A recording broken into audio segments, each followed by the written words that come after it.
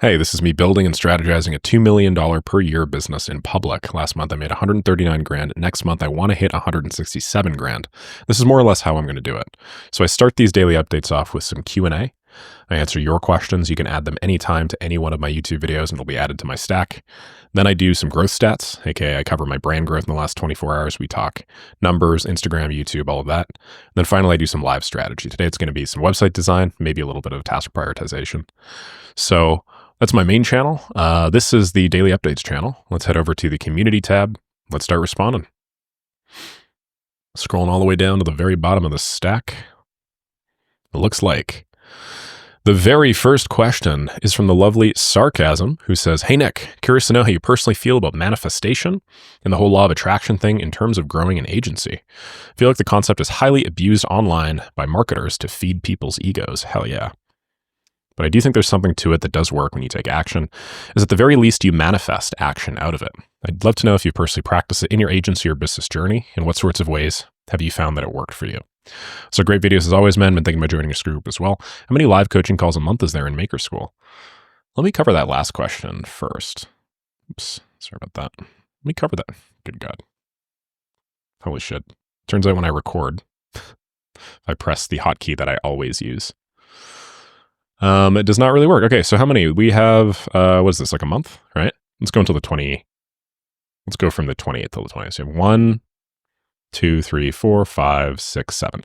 We have 7 coaching calls right now per month, approximately. That may change in the future. I'm not really sure. Also, I'm looking at this, and this is pretty like Thursday, Friday distributed right now. We should get some things on Monday. Maybe we move over one of these. Yeah, I'm not entirely sure how I'm going to do it, but I should. Okay, so that covers that. Law of attraction. I mean, like I read The Secret by Rhonda Byrne quite a while ago. It was actually a book from my mom, and she put it on the toilet. And every time I would go and I would use the washroom, I would look at said book on the toilet, and eventually I opened it and I saw it written as sort of a day-by-day breakdown of manifestation. I know that's a very superficial look as to how all of that works, but I haven't like taken any deeper courses, and so that's about the extent of my exposure to it. I think that there is certainly something to be said about the law of attraction. I don't think that there's like this spiritual force out there that, you know, makes things that you think of pop up in front of you.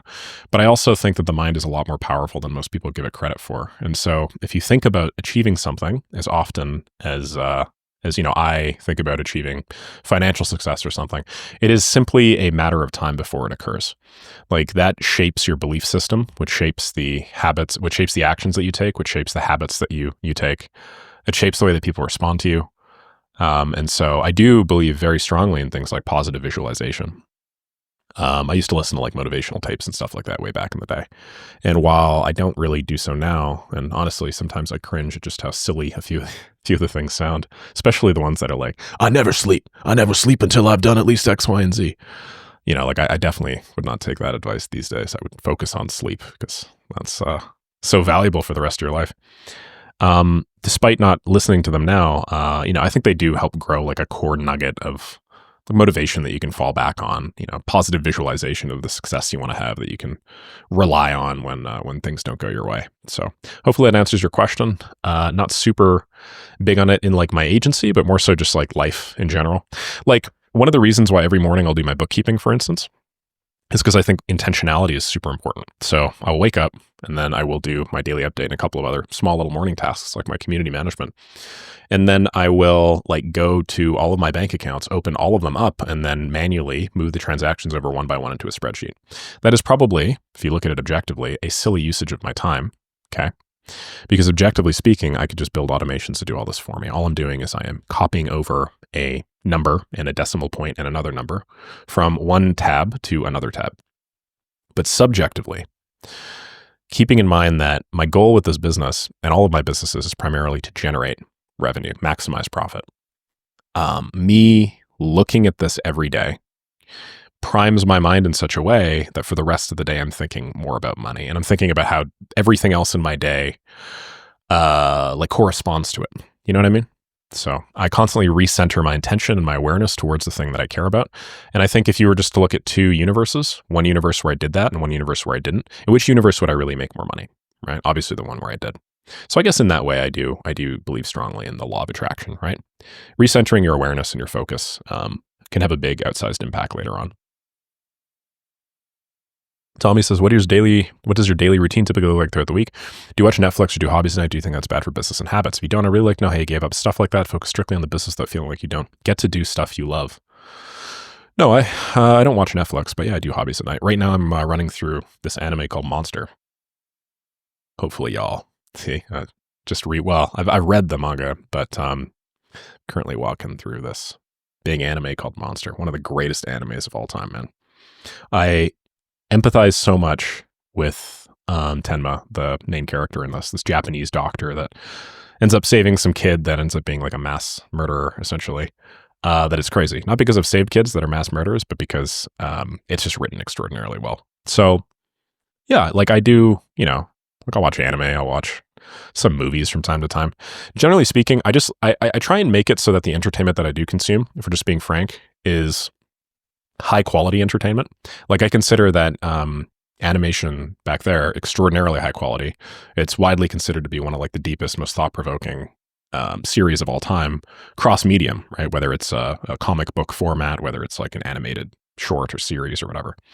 And so because I focus on high quality entertainment, that usually does preclude things like Instagram Reels all day or TikTok or I don't know, YouTube shorts and stuff, because I don't really think there was anywhere near as much thought or intention put into that content. And I think a lot of the time it's just speaking to our more basal desires, like our limbic system, if that makes sense. So like, I don't know, flashy sound, great, big animation on the screen. Oh, cool.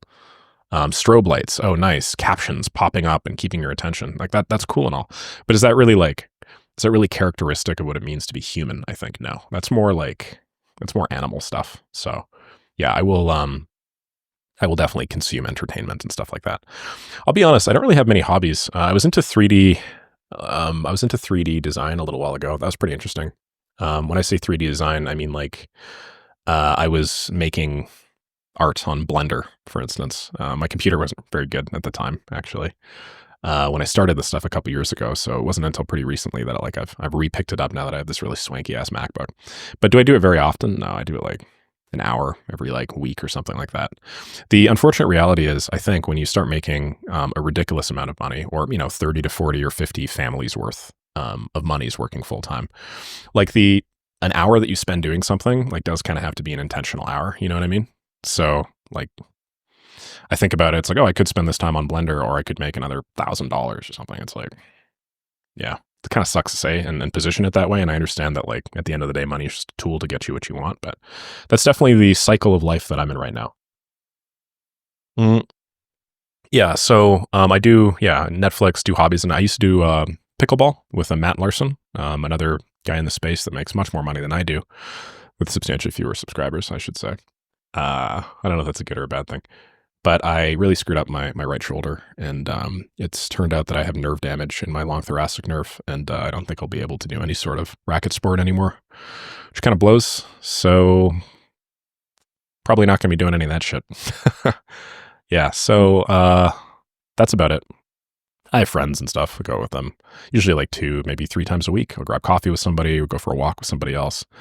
Most recently, I did a meditation retreat with my friend Sai. I did like a meditation evening with my friend Sai, where we went to like the top of this tiny little rickety attic, and we did a bunch of Soto Zen meditation. Well, we didn't actually do the meditation. It was more of like an introductory lesson that taught you about posture and stuff like that, but that was fun. So hopefully that gives you some context. You don't need to be a unit that just focuses on work all the time. Your brain does need some sort of rest. But that doesn't necessarily mean that you need to take a whole week off or something like that of like sending 10 Upwork applications a day. Like, let's just be real here. Like, like none of us are hitting the oil rig right now, like that's work, right? That's physical demanding work. I understand this is mental and cognitively demanding work, but like, if I think about like the work that I was doing when I was doing demolition back in the day, where my eyelids were caked with like, drywall dust, and I was like coughing and heaving all the time. And like my hands were cut up and I had cuts all over my body and shit like that. Like I lasted like a couple weeks before I was like, I'm not doing this shit ever again. That's work, right? Like sending 10 Upwork applications a day might take you 10 minutes each, hour and a half of just sitting in front of your computer, pressing the same button, saying mostly the same shit. That's not really work. So you don't need to take massive breaks. But I think there is like a very good balance that you could have between entertainment while still doing your daily actionables and giving your body and your mind the things that it needs in order to succeed long term, not just short term.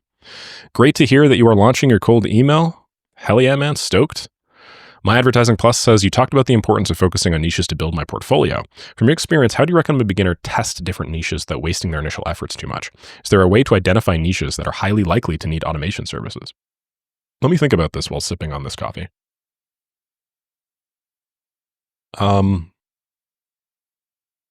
Yes.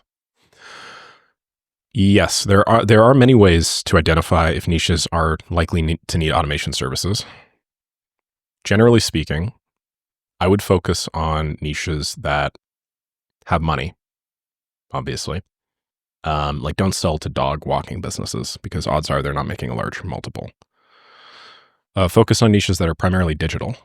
So when I say digital, I mean focus on like a digital B2B company or some sort of like service that can be delivered digitally, some sort of PR agency or SaaS company, right?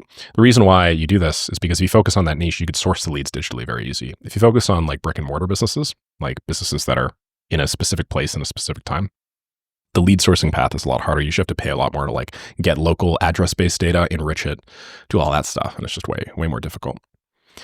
And then if it's digital and if people have money, then you can test the niches very quickly and easily just by scraping like a list of maybe 2,000 across 3 or 4 different niches. Sorry, 2,000 in each niche for 3 or 4 different niches, so maybe 6,000 or 7,000 people total. If you use a service like Leads Rapidly, it's probably the simplest way to go from 0 to 1. It costs a little bit more than the other approaches, but it is very simple. You just press a button, you get leads. You can pay $5 per 1,000, so maybe you pay $30 basically. You get 30, you get $30 worth of leads. That's enough for your cold email campaign for like an entire month. You send to 6,000 people. That's 200 people per day, which means you need, 60 emails approximately, I would say. 6,000. 200 divided by 30 is what I meant to say. You need like 12 mailboxes, probably 13 mailboxes, I would say, which is going to cost you on something like Inboxology or cheap inboxes. Oh, geez, where the hell's the pricing, man? These guys changed their website. I don't like how this looks anymore. $3.5 a month times 12, 42. So 42 plus what did we say back there? 30, $72 first month cost plus instant leads. Pricing, the cheapest pricing available. Let's go back here. I think you're just probably going to use the growth plan, right? Yeah, you're not going to be able to get all the way to 6,000. You'll be able to get 5,000 on $30, $37 a month, right? So that'll be $109 basically for your first month. And then basically for like $109, you'll be able to test like 3 or 4 different niches reasonably well. After you're done sending all those emails, just compare which ones have the highest response rates, which ones have gone the furthest, which ones have made you the most money. If you've made any money in that first month, then you'll know. So yeah, it's not like wasting initial efforts, but you do need to actually go out there. Aside from that, just focus on the niches that have money, focus on the niches that are digital, focus on the niches that like typically sell mid to high ticket, and so on and so forth. I have a whole video on this. Just type Nick Saraev niches. All right. Warsome says, great video. I'd asked this before. My comment seems to have disappeared, so if you'd see it twice, my bad. Positioning yourself as a business, specifically regarding ownership and control over automations. You mentioned that when bringing on a client, they should create all the necessary accounts themselves, which makes sense for simplicity. But how do you stay in a strong position if the client has full access to the automation? From a business perspective, I'd want to benefit long-term if they continue using the automation I built, like a subscription model. But if they have full control, there's nothing stopping them from just using it without me. How do you structure a retainer in this case, and what makes clients keep paying you if they already have full access to everything? Wouldn't it be better to keep full ownership of the automation yourself? Strategically, probably, yeah, but I'd consider this a dark pattern, and I don't think long-term it's the good play. Because you are right that strategically speaking, if you own the client's ass, the client's going to be a lot less likely to want to say, oh, okay, see you later, alligator, right? If they have some sort of threat where it's like, Nick hasn't really been performing very much over the course of the last month, and so maybe we'll let him go, but geez, he also owns our entire ass. He has all the automations that run our fulfillment and our sales process. Okay, I take that back. Let's actually keep him on. Do you really want to be in a client situation where somebody's keeping you on because they don't really think you have value, but they're just doing it because you have some sort of like control or authority or ownership over them? I don't. So this is less of a strategic thing, and it's more of like a long-term reputation and also like long-term success thing. If you instead shift the mental calculus from, I need this person to understand that I own their ass in order to keep paying me, in order for me to keep making money. If you shift that from that mindset, which is rooted in fear and scarcity and loss, into one of, I need to keep paying Nick, or I'm going to keep making money because I'm so freaking awesome and I provide so much disproportionate value relative to the amount of money that people are paying me, that it just makes sense to keep paying him. Also, I really like the guy. Also, I really want to see him succeed. If you switch your mental calculus from that first shitty one to like the second abundant, happy, value-based one, which one do you think will make you more successful in the long term? Probably the second one, right? Second one might be a little bit harder because you do have to consistently be improving yourself, improving your service offerings, and then being good. You have to show up to the calls. You have to make sure the automations work. But isn't that going to make you a better person? Isn't that going to make you a better service provider? Sometimes sparring in like a harder arena is what you need. And I think this is a good example of that. So yeah, you are right that tactically speaking, if I was some Machiavellian overlord and all I cared about was like squeezing my clients for as much money as possible, I would make sure that I owned every part of their ass. And I would be like, yeah, you can't leave. I own you, right? But I'm not. And I think that there's a lot more long-term potential in making sure the client has everything that they need, making sure that they're happy with it and they know how to use it. And then thinking to themselves, but damn, is Nick awesome. I want him on my team and I want to pay him even regardless of the fact that I have everything that I need in order to make it happen. Also, if we are talking strategically, like what makes clients keep paying you if they have full access to everything? Like in practice, there are a bunch of things. What keeps clients paying you? Like time. Like a lot of these people don't have the time to do it themselves. They don't have like the energy as well. They don't have the knowledge. Sure, maybe they know 80% of how to run my automation. They're not going to know 100% of it. Some of them have fear just of like somebody else running the automations on their team. Some of them don't want to do like training costs and hiring and stuff like that. Okay. So yeah, when you work with like bigger businesses that make a little bit more money, it's really not a concern. It's only around like the small guys that are making like $5,000 a month or something, like my first few clients, where they're just really afraid and of spending an additional dollar. And they're like, oh man, maybe I should just do it myself. And those people aren't really going to win anyway, right? So hopefully that makes sense for some. That's what I would do. Okay, can we get an update of this? I'm super interested in building a similar funnel by Brendan. This is my building 128K a month Instagram funnel. Yeah, I'll give you an update. I won't say it's going the best. It's not. It's not going the best. It's gone okay, but it's not going the best. I thought it would be going better for sure. I think the reason why is because I'm just spoiled by the success that I've had with my other Instagram channel. But basically, across all 5 YouTube channels, I've gotten 18,300 views. Okay. Across all 5 Instagram channels, we've gotten 2,254 views. So YouTube is performing disproportionately well relative to Instagram. Just disproportionately, much, much better. Considering that YouTube traffic tends to be higher converting as well, like multiply this by 5, or maybe just divide this by 5 or something. You kind of have like the true multiple.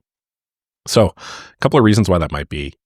We had some issues the first day and some of the accounts got blocked. It may just be because of the way that it was set up. I'm not entirely sure, but it's not performing as well, I think, as it could be as a result of that. I've also had a bunch of people tell me that the like hashtags and stuff like that are the same, and it looks pretty spammy, which is an issue, and that there are like a bunch of other minor optimizations we could make, like thumbnails and stuff like that. I think all of that is true. The most important part for me is just to get going and see a full month of results before I try and make any decision.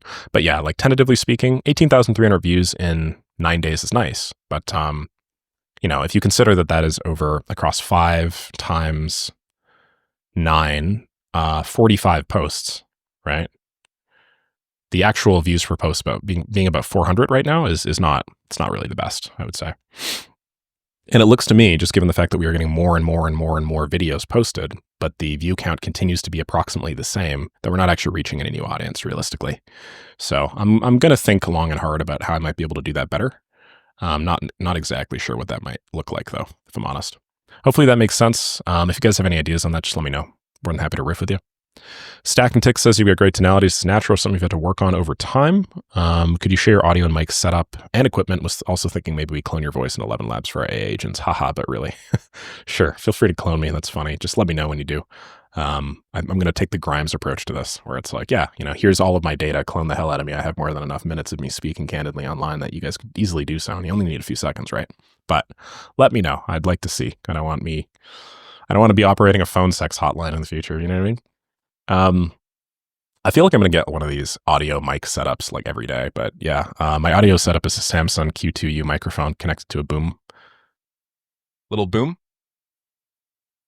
Can't really see it. I think it's an Elgato arm, they're called, which connects it. Yeah, this one right here. And then I use the service called Ophonic to touch up my audio afterwards. I could do it myself, but I just like the Ophonic. It's easier. Yeah, that's that. Okay, let's do one more. Super video, Mr. Nick. Thank you. As a beginner, I sometimes feel lost with the advice from gurus and other tech experts, but with you, it's simple, clear, no BS. I was lost in choosing a niche, and I've chosen the hospitality niche, more precisely hotel. Can you give me your opinion on it thanks to your work? Sure. Happy to do so, and appreciate your kind words here. I think hotels can be good. I think it really depends on what you're selling them. How are your hotel automations going to improve their revenue and then increase their margins? That's the answer that I think you need to have. With something like a digital agency, it's pretty easy because you look at all of the various automations that you could build realistically, the templated ones that I talk about, and you're like, okay, well, I could, substantially improve the top of funnel. Then I could improve like the lead nurturing. I could improve the conversion rate because of time to lead through things like proposal automations and instant text back automations and stuff like that. I could significantly improve the number of people we contact through cold email. Tons of different mechanisms to do so. For a hotel, people want to come in and book. It's kind of B2C, right? Like, how are you going to improve the top of funnel there? Sure, you could run ads and stuff, but is that really automation? Seems to me more like just lead and marketing in general. So I don't know.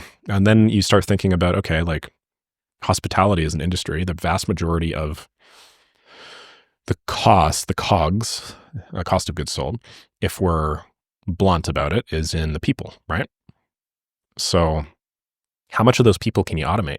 You can't really automate like the cleaning of a bed, can you? Like maid service. Can you automate the front desk staff? I guess marginally, probably. You could probably build simple flows for check-in, check-out. But yeah, listen, I don't think it's a bad niche. Don't let me shit on the niche. I think it could work. It's just a matter of what you're going to be selling them.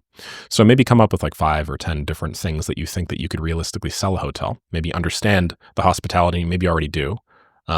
Maybe find a list of parts of the average hospitality company or hotel business that you think you can automate, and then have a list of them and then just test them all, right? And like just send a bunch of cold emails to people, pitching one service after the other. Go on Upwork looking for hotels and seeing if you can help them. Go into like hospitality communities and just start pitching these things and see which ones have the most interest, and so on and so forth. So hopefully that helps. I don't know what the hell this is. Brett Harder says, what AI do you use to fake your mouth movements and why don't you just speak? I'm going to heart it because I don't want to see it anymore. But this is most definitely a real human being, my man. Maybe me hearting this will make him come to my most recent video and see that I'm actually a person. Private YouTuber 6649 says, thank you. I thought I was going crazy. I always like responding to the AI comments with beep boop. I just find it funny. I don't know why people think I'm an AI. We are getting really good. We are getting to the point where like soon you will be able to make AI videos with people like me for maybe like 10 to 15 seconds at a time. So stay diligent out there. But no, this is actually me for sure. I don't think AI Nick would be able to run downstairs and grab his phone or whatever the hell I did a few days ago. I don't need a video editor and thumbnail designer. And thank you, A Touch of ADD. Okay, I'm going to leave Anas's comment and then everybody else's for later. Although it looks like we do have a roast. Oh. Yeah, this guy's shitting on me because I'm experimenting with new thumbnails and titles for videos. So in one I said, non-guru explains how he made 2.4 mil with AI automation. It's kind of tongue in cheek, right? Because I was just talking about gurus the other day. But I guess this guy probably doesn't watch me. So when he sees this and then he's like, oh, Nick sells courses. Of course he's a guru. Fair point. I'm going to heart that one. You are 100% right. There's not much I could say to that one. Just the cost of doing clickbaity shit, I guess. All right. So let's do my brand stats. Jump over here. Scroll all the way down. Get this to March the 13th. So my main YouTube channel, let me just refresh this because I gained some subs, has 58,981 subs. So that's gone up by 414 the last day. My Instagram channel is now at 41,727. And then my daily updates channel. All you beautiful bastards. You think that guy subbed to my channel? I don't think so. 1,596. We've gone up by 77. So we're now back up to some pretty moderate growth. Looking good. Instagram is barreling towards my YouTube with unprecedented speed. Who knows what's going to happen next? And then I'm over the 3K watch hours thing. I gained 250 watch hours yesterday. So what that means, ladies and gentlemen, is, you see where it says earn over here? Check this shit out. Sorry. I think I need to wait 2 more days because this is like 2 days behind or something. But I will be monetizing this channel. It's going to be awesome. I wonder how much money I'm going to make out of this. I really don't mind making cashola from channels like this, but I just want you guys to let me know how many ads you're getting on my shit. If you guys are getting a ton of ads and it like negatively impacts my stats, I'm not going to use them. The thing is, I'm pretty sure YouTube just shows you ads anyway, even if my shit isn't monetized. So I'd rather get the ads, I'd rather get the ad money myself, right? Like if I could make another grand and a half a month just from the content, might as well. Just to be totally transparent. I'd rather wouldn't you rather give me that money than YouTube? I don't know. Some other advertiser? I probably would, yeah. Okay, so that's where I'm at with that. It's going to be really cool to see how much I make with that. I've always just wanted to be able to live off ad revenue. I don't know if that's possible. Hey, really quickly, I did a video with Mark Szymanski. I don't know if he posted it yet. Doesn't look like it, but check out his channel if you guys haven't already. Cool guy. He talks about WordPress specifically. He's leaning into AI and automation, but he invited me on for like this little podcast. And he's going to be posting it sometime in the next few days, most likely. So check that out if you guys like this. And let's do a little bit of my daily strategy now. Let me just delete this because I don't need a 2-hour YouTube video. Hey, speaking of 2-hour YouTube videos, I published a 2-hour YouTube video called Automate Content with a Cyclic N8N and Web Search Agent over here. And boy, is this a behemoth. This is going back to my old days of making the 2-hour-long YouTube videos. I will say these do not, I look funny, these do not perform very well. Like I can make videos that perform substantially better, way, way, way better if I just do like 10 to 20 minute ones, like how to build a website age in 13 minutes, right? These perform way, way better than something like this, which is just god awful. And also, I don't know what's happening with the bit rate here, but when I scroll really quickly, I can't really see shit.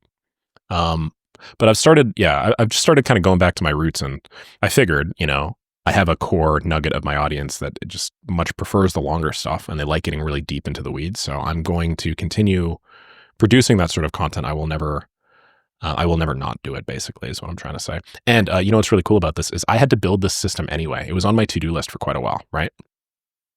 I had go to waiting. You see here where it says rebuild content generator flow 989. I've actually had that on my to-do list for a long ass time. That's for my girlfriend. I decided I would write a letter telling her how much I loved her. She's done a bunch of that shit for me. Anyway, so I've thought a lot about that. And I like being able to kill 2 birds with 1 stone. I don't really like making content one-off for a specific, I don't know. Here's how to make a website AI agent that I wasn't planning on doing. Well, it's like, well, now here's what I was actually planning on doing with my day anyway. I'm just going to record a video of me doing it. Then I get to kill 2 birds with 1 stone. All right, so that's that. Let me run through and do some of that Webflow website building, because that's what I'm doing. Webflow.com. That's what I'm doing today. Wow, left click RB is really coming together, huh? As you see, I'm kind of all over the place, this website rebuild. I think what I need to do next, honestly, is I just need to, I don't like how when I mouse over stuff in Webflow, it kind of like has that little blue line that kind of interferes with my ability to visually see what the spacing is. So now that I'm just using the scroll bar, for instance, I see that there are some spacing problems. Like this space here, bigger than that space up there, right? So I need to remove that space, or I need to go, sorry, that's not what I want to do. Maybe I'll do like 80. Okay, so now, no, still too big. Let's go down to like 60. That looks better. Maybe even a little bit smaller. Maybe we just go 30. Maybe we go 40. No, actually, let's just go 40 for now. I want these to be approximately the same height. Maybe not actually the same height, but visually the same height. Visually and actually are very different things in design, unfortunately. Because the distance between one element and the other may be the same on all of these sections, but the eye will perceive them as different because of things like, different text sizing, like the things we've done over here, for instance.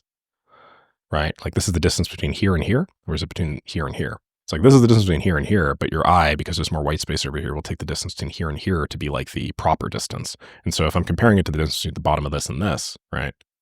Yeah, that seems pretty good to me. Very cool. Okay. How about the distance down at the bottom of this section now?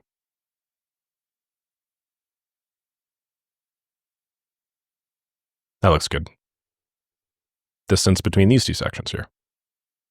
Let me just click somewhere down here so I can see.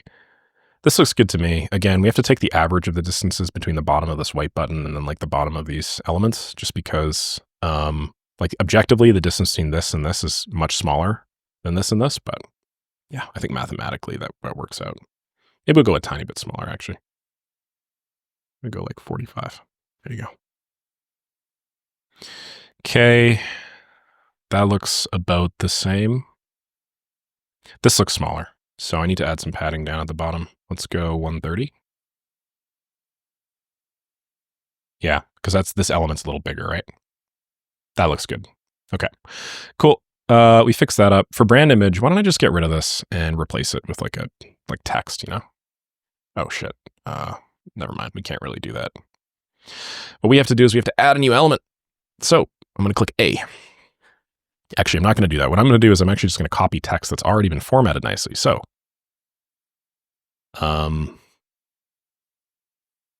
copy this, paste this. Nope. Paste this. Paste this. Where is this? Shit, I can't see it. Oh, here's the title. Oh, I don't like how big the title is. Title is very big. Okay, I take that back. We're not going to do that. What I'm probably going to do... I can't believe I don't remember how to add a freaking element intelligently. That's so funny. Go to this navbar, paste this in, grab the description large, put it where the brand image is. Here, call this left click. Then I'm going to change the font to my white size color. Go white, or should I go almond? White, almond. I'll go almond. Then I'm going to bold this somehow. I've forgotten where the bold is, so I guess I just change this. Yeah, this seems a little too small, so I'm going to go this. That's nice. Right? Am I being stupid, or is that nice? Font weight's very different from the menu. I should probably go smaller. Why don't I just call this like title heading? Website logogram?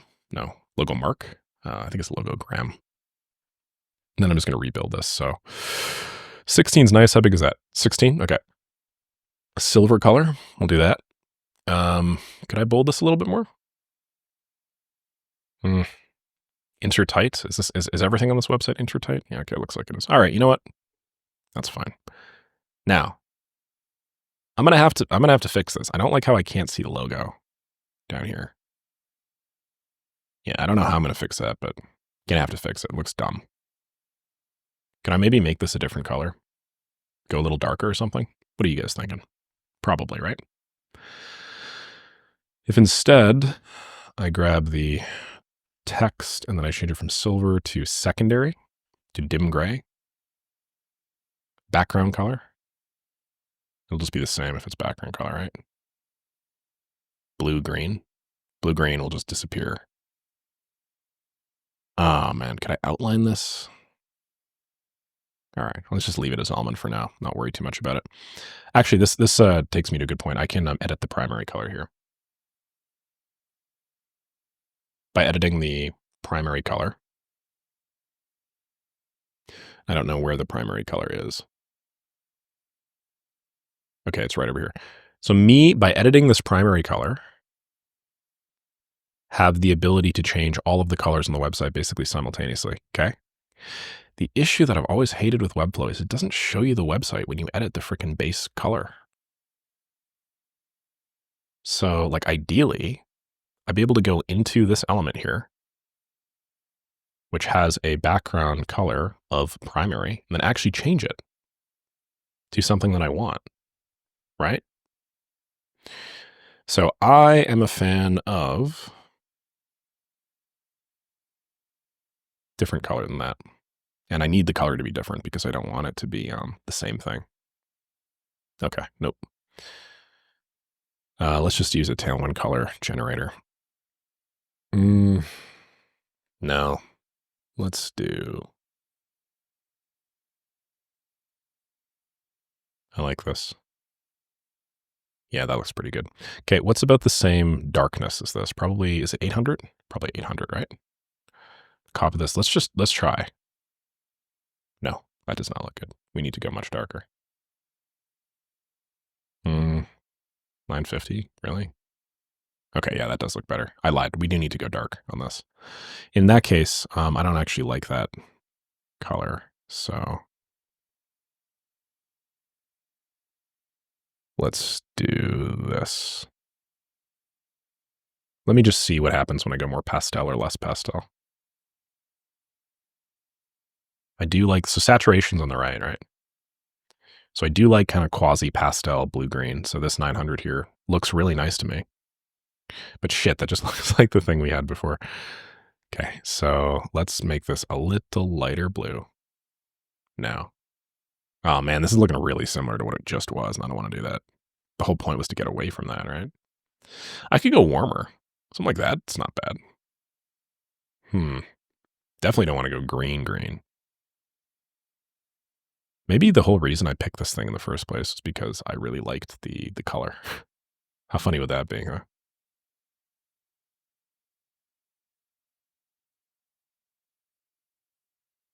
Okay, let's go here.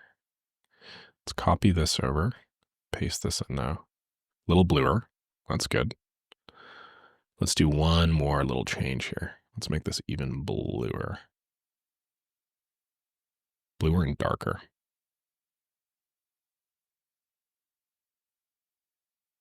No, darker. Bluer and darker. How about that? Okay, that looks cool. Keep in mind that the original color was this. So we're not exactly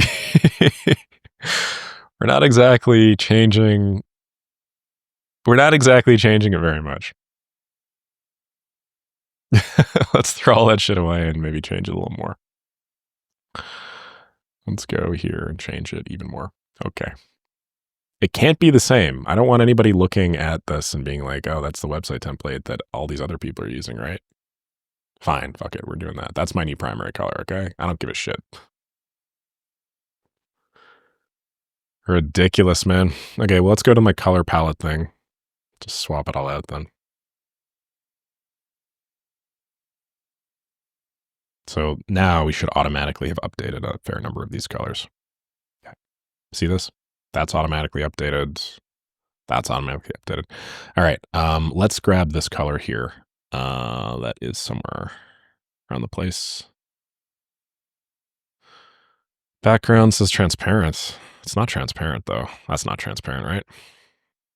I guess the whole website could be. How do I do this? Body, almond color. Right. Okay. So right now it's almond color. If I change this, what would happen? So FAF5EF. We copy this over here, paste this in. That's the almond color. So now that we're doing kind of a bluer look, I think we need to go and change the palette of this.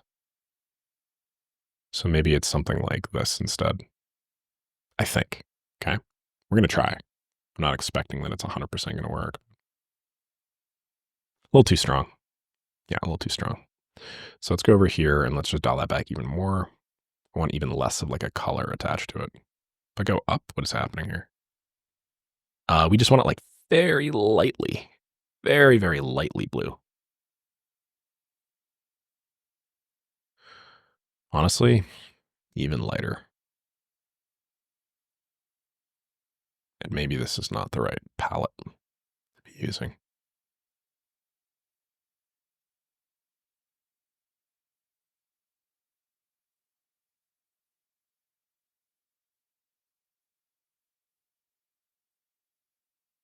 Hmm.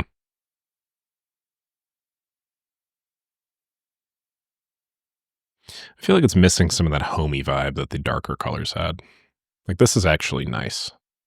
Maybe I'm wrong, and maybe the solution is not to go blue. Maybe the solution is actually to go more yellow, right? Am I stupid here?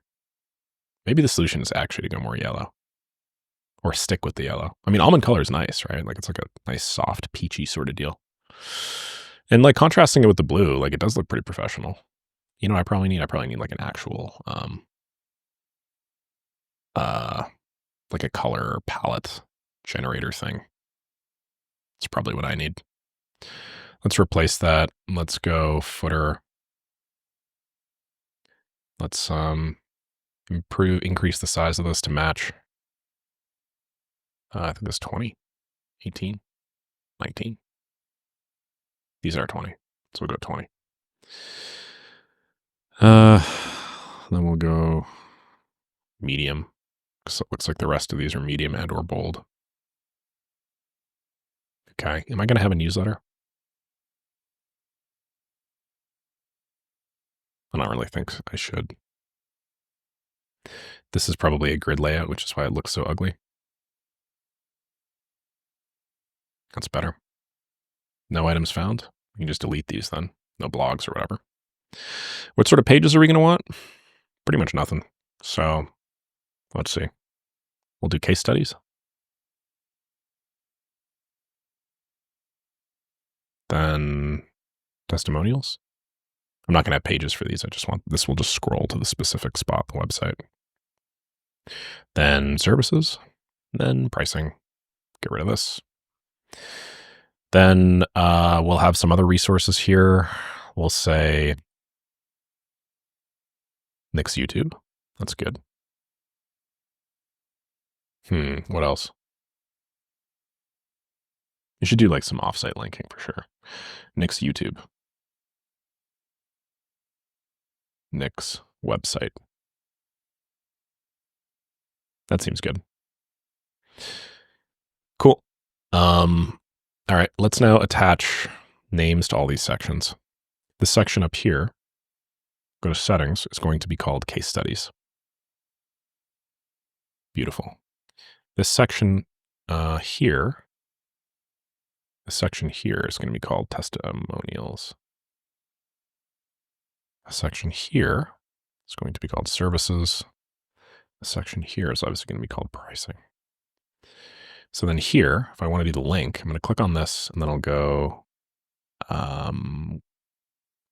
case studies. This one will go to testimonials. This one will go to services. And then this final one will go to pricing. I'm going to delete this collection item 1. I don't care about that. This can go to hps youtube.com/@nicksaraev. Cool. This will be my website, which will be hpsnicksaraev.com. Also cool. I don't know why the pricing is odd. Oh, I guess whatever button I click, huh? All right. Okay. We're going to need to get the nav bar somehow. How the hell do I get the nav bar? Nav bar wrapper, website logo, nav bar wrapper. Blah, blah, blah, blah, blah. Where is this? I don't know where the thing is. Yeah, I don't know how to get to my nav bar. Do I have to click on it or something? I've already forgotten how to do that. Okay.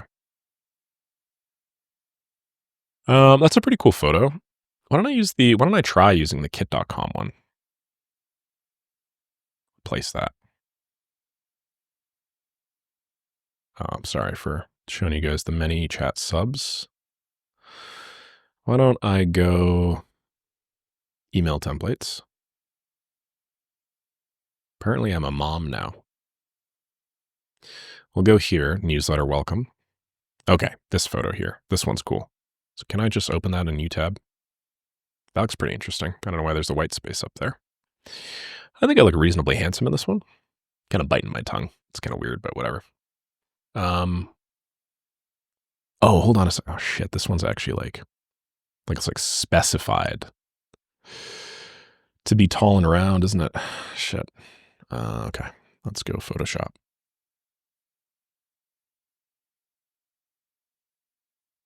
We're gonna save that photo. I'm gonna use it to generate my thing. See what kind of weird things we have here. Yeah, we don't have anything weird here. Nope, nothing weird at all. Okay, I need to grab this image. Okay, banner-image.jpg. So can I go to my media library where the cool? Oh nope. Don't do that. You're gonna get the banner image. Okay, I don't like this, and why can't I just open this up by pressing M? Open link. Ah, okay. See this? This must be AI generated. Yeah, probably is. Her nose has a kind of a gray bump, and none of this stuff looks real. But that's okay. So what I'm going to do is I'm going to copy this image. Now, when I go back here, click New File, it'll ask me to do it based off my clipboard. So I'm going to create it. That's this chick, right? Go back to me now. Sorry about that again. Open this up in a new tab. I'll save this. And I know I just did it again, but I'm crazy with it, man. I don't even care. Pop this open.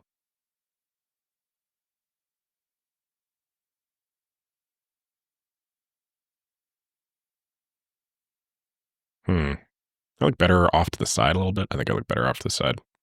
Jesus, why the hell do my traps look so huge in this one? Strange. Ask my personal trainer, I guess. JK, my personal trainer's me. Okay, I'm going to export me. Let's just see if this looks terrible or not. Because like you can make nice images and stuff, and then you could actually swap them in and they could look like trash, right? Happens a lot actually. Right. No. Here, asset manager, right? Upload. Swap it out with me. Huh, that doesn't look too bad. Yeah, that actually looks pretty cool. I wish I had like an emoji with a little wave icon or something. Stick that at the bottom right-hand corner. Or maybe stick that over here. That'd actually be pretty cool, wouldn't it? That'd be pretty cool. Can I do that? Can I just do things? If I just add a text element,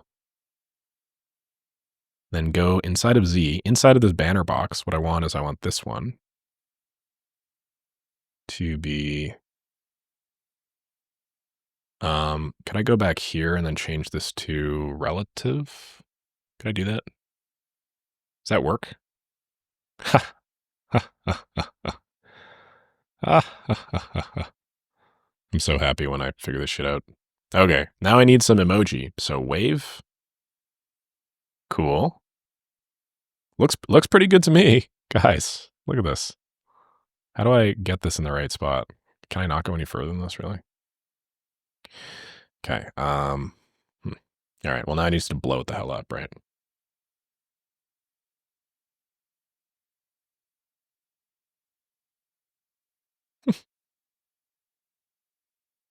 I think that actually looks pretty cool. I think that actually looks really cool. Am I crazy here? Or does that not look really cool? Sweet. So you know that it's Nick. We got that out of the way. Well, let's talk button. I got to do these case studies, so I will do these case studies offsite after I have the time to go through all my emails and shit, which actually reminds me. Go through last year and a half of emails and client work to find 3 case studies. Let's just say top 4 case studies and add to Webflow site. Nice. Oh, go through. Well, I guess I'm probably going to get the testimonials while I do that. So maybe I don't need to actually add that in. All right. We made some good progress. In terms of services, well, just go back to my website and find out what those services were, right? Lead generation, project management. No, I don't like when I bold them like that. Let's go project management, hiring systems.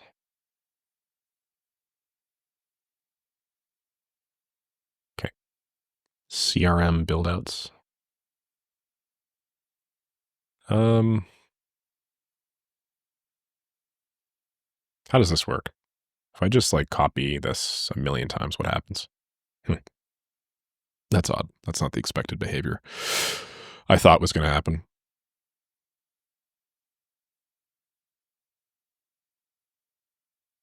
How should I organize this?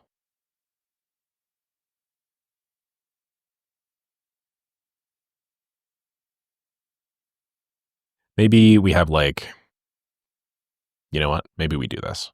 Maybe this is like the category, and then these are like examples of the things that we do. Lead generation, cold email systems, right? Automated application systems. Um, let's say application systems. Uh, what's some more lead gen stuff that I do? Content systems, cool. Automated fulfillment.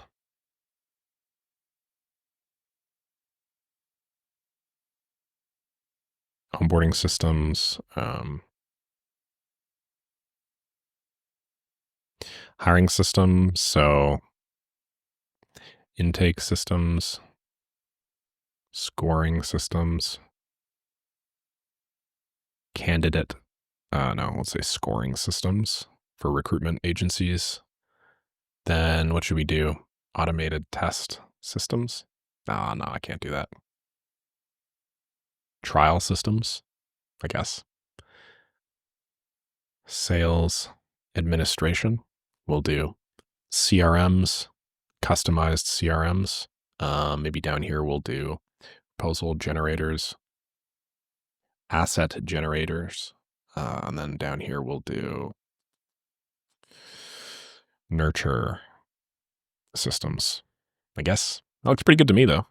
This is the category. That much is evident because it's bolded. And then we have the various types of systems that I've built that are like that. Obviously, I have way more, but that seems pretty fine.